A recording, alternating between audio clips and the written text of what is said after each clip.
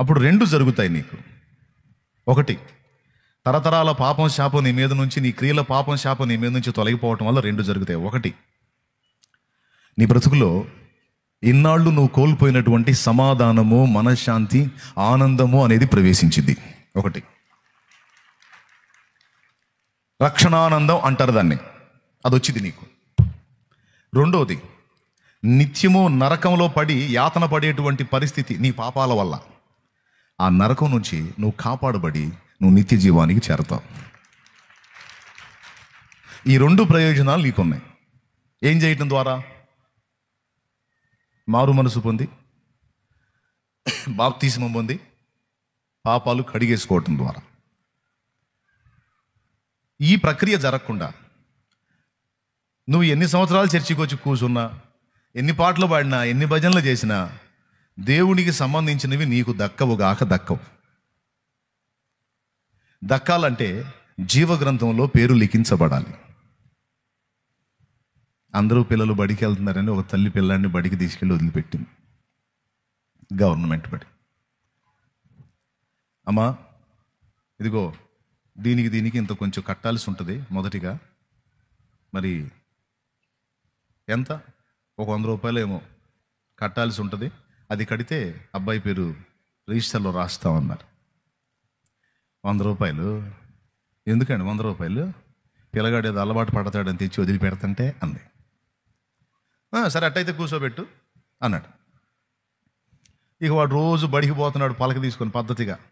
చెప్పాలంటే అందరికంటే బాగా చదువుతున్నాడు వాడు, అందరికంటే క్రమంగా వెళ్తున్నాడు బడికి, చాలా క్రమశిక్షణగా ఉంటున్నాడు. వాడు చదివే క్లాసులో వాడే మెరిట్ అట్టున్నాడు. రోజు గవర్నమెంట్ వాళ్ళు పిల్లలకి బట్టలు, కొన్ని వస్తువులు, కొన్ని తినే పదార్థాలు ఆ స్కూల్లో ఉన్న పిల్లలందరికీ శాంక్షన్ చేశారు. ఆ రోజు పిల్లలందరూ బడికి పోయి ఆ సరుకులు, ఆ కవర్ల నిండా ఆ బట్టలు, ఆ వస్తువులు, ఆ తినుబండారాలు అవన్నీ ఒక్కొక్కడు 3-4 సంచులు తీసుకొని పోతున్నారు హుషారుగా ఇంటికి. వీడు మాత్రం పలక సంఖలో పెట్టుకొని వచ్చాడు ఏడుచుకుంటా. వాళ్ళ అమ్మ బట్టలు ఉతుక్కుంటా చూసింది. మిగిలిన పిల్లలంతా సంచులు తీసుకొని పోవటం, వీడు మాత్రం ఒట్టి పలక శంఖలో పెట్టుకొని రావటం చూసి కడుపు మండిపోయింది వాళ్ళ అమ్మకి. మండిపోయి ఆవేశంగా పోయింది. మాస్టారా రావయ్యా బయటికి. అయ్యిందమ్మా. మావాడు రోజు బడికి వస్తున్నాడా లేదా? వస్తున్నాడు. బాగా చదువుతున్నాడా లేదా? బ్రహ్మాండంగా చదువుతున్నాడు. నువ్వు చెప్పినట్టు వింటున్నాడా లేదా? వింటున్నాడు. అల్లరి ఏమన్నా చేస్తున్నాడా? లేదమ్మా. నువ్వు చదవమన్నవన్నీ చదువుతున్నాడా లేదా? అందరికంటే బాగా చదువుతున్నాడమ్మా. మరి ఇన్ని చేస్తున్నప్పుడు మిగిలిన పిల్లలకేమో సంచులు ఇచ్చి మా వాడిని దొడ్డి చేతులతో పంపించా అన్న. అప్పుడు మాస్టర్ అన్నాడు, మాస్టరు నాకు తెలుసమ్మా నువ్వు ఇట్లాంటి దానివేనని, నాకు తెలిసి ఈ మాట అడుగుతావని నేను ముందే చెప్పా. అమ్మా, అబ్బాయి పేరు రిజిస్టర్ చేయాలి, అబ్బాయి పేరు రిజిస్టర్లో రాయాలి, దాన్ని కొంచెం కట్టమన్నాను. నువ్వేమన్నావు? ఊరకు అలవాటు పడతాడని అన్నావు. మీ అబ్బాయి క్రమంగా బడికి వచ్చినా, మీ అబ్బాయి బాగా పాఠాలు అప్పచెప్పినా, ఇది మనోళ్ళు చర్చికి వచ్చినట్టు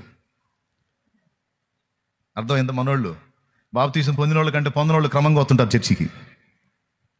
ఏంది మీ అబ్బాయి బాగా పాఠాలు అప్పచెప్పినా, ఇది మనోళ్ళు పాటలు పాడినట్టు. బాప్తీసం పొందకుండా తెగ పాడుతుంటారు పాటలు.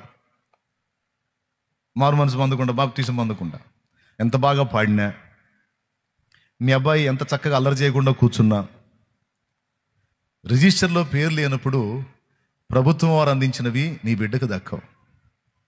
వాస్తవమే అది. అలాగే దేవుడు చెప్పిన పని చేయకుండా, మారు మనసు పొందకుండా, పాపక్షమాపణ నిమిత్తం బాప్తీసమం పొందకుండా ఎంత క్రమంగా చర్చికి వచ్చినా, ఎంత బాగా పాటలు పాడినా, ఎంత బాగా స్తుతులు చెప్పినా, జీవగ్రంథములో పేరు లిఖించబడకపోతే దేవునికి సంబంధించినవి నీకు దక్కవు.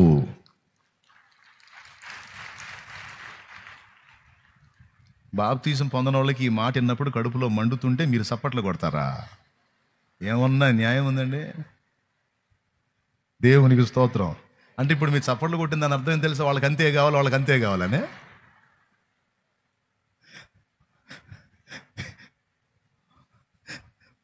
అంటే మీ ఫీలింగ్ నాకు అర్థమైంది. లేకపోతే మరి బాప్తిసం పొందకపోతే అట్ట పొందకపోతే అంతే అయిద్దని చప్పట్లు కొడుతున్నారు మీరు.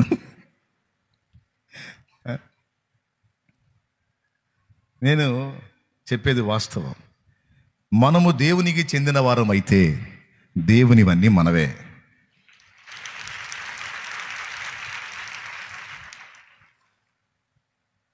ఇప్పుడు అనిల్ అంబానీ ఇంకొక ఆయన ఎవరు ఉన్నాడు కదా, బాగా సౌండ్ అంట కదా, అంబానీ. లేకపోతే నేనే ఉన్నాను అనుకోండి, ఓ ధనవంతుడు ఉన్నాడు. ఆ ధనవంతుడు ఇంటికి పోయి డాడీ డాడీ ఏది మన కారు అన్నాను అనుకో, లాగా ఒక తన్ను దంతాడు. అవునా కాదా? అవునా కాదా? పోనీ నువ్వు పోతావా చెల్లి? పోయి డాడీ ఏది మన కారు అంటే ఎవరమ్మ నువ్వు అంట. నువ్వు ఆయనను తండ్రిగా స్వీకరించావు, ఓకే. కానీ ఆయన నిన్ను కొడుకుగా కూతురుగా స్వీకరించాడా? ధనవంతుడిని చూసి ఇదిగో నువ్వు ఫుల్ సౌండ్ అనుకుంటాగా, ఇక నుంచి నువ్వే మా డాడీ, ఏమో నువ్వే మా మమ్మీ అని నువ్వు స్వీకరించేశావు, ఓకే. యేసుప్రభు దగ్గరికి వచ్చి యేసుప్రభు నువ్వు మా డాడీ అని నువ్వు స్వీకరించవచ్చు. కానీ దేవుడు నిన్ను స్వీకరించాడా? ఇప్పుడు ఏ ధనవంతుడి దగ్గరికి వెళ్ళి నేను మన కారు ఏది అంటే, ఇదిగో మన కారు అని చూపించడానికి ఒక పని ఉంది. అతడు నన్ను దత్తత స్వీకారం చేయాలి, అతడు నన్ను స్వీకరించాలి, నన్ను ఆమోదించాలి. అతడు తనంతట తాను నన్ను దత్తత తీసుకున్నట్టయితే మన కారు ఎక్కడ అంటే కారు చూపిస్తాడు, మన బంగళాలు ఇంకెన్నో ఉన్నాయంటే బంగళాలు చూపిస్తాడు, మన టోటల్ ఎస్టేట్ ఎంత అంటే మొత్తం చూపిస్తాడు. అదంతా మనం స్వతంత్రించుకోవడానికి ముందు దత్తత స్వీకారం జరగాలి. బాప్తిస్మం అనేది దత్తత స్వీకారం. దేవుడికి చెందినవన్నీ మనవి కావాలంటే మనము ముందు దేవునికి చెందిన వారము కావాలి. సింపుల్. చెప్పండి మీరు, మనం ఏం కావాలి? ఎత్తేస్తే 2 కావాలా? మనం ఏం కావాలి? దేవునికి చెందిన వారం మనం అయితే ఇప్పుడు ఆయనవన్నీ ఇక మనవే. దీనికి ఏదో నువ్వు ఫీజు కట్టాల్సిన అవసరంలా, చాకిరీ చేయాల్సిన అవసరం, ఉచితంగా పిలుస్తున్నాడు.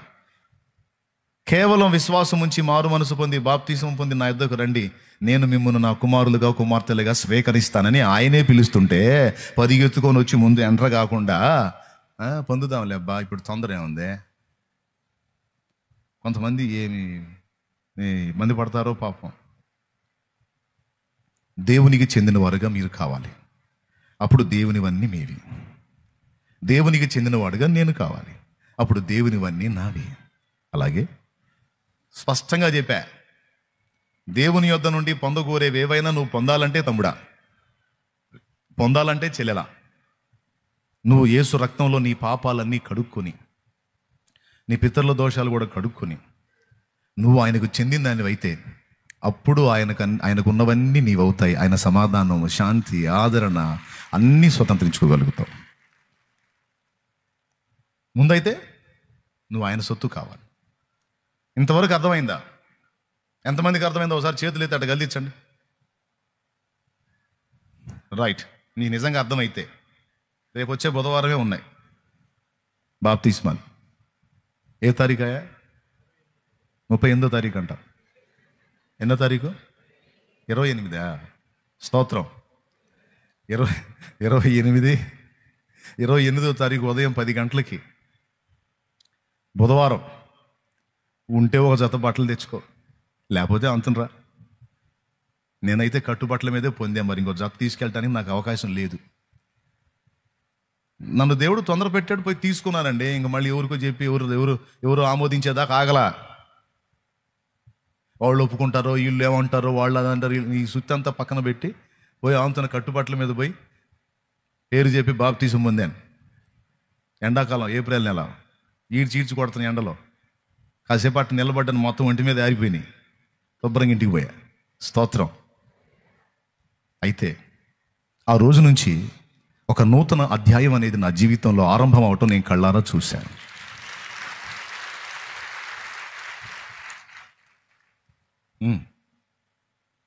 ఆ ఆనందాన్ని ఆ రోజు నుంచి ఈ రోజు దాకా ఆ రక్షణానందాన్ని అనుభవిస్తానే ఉన్నా.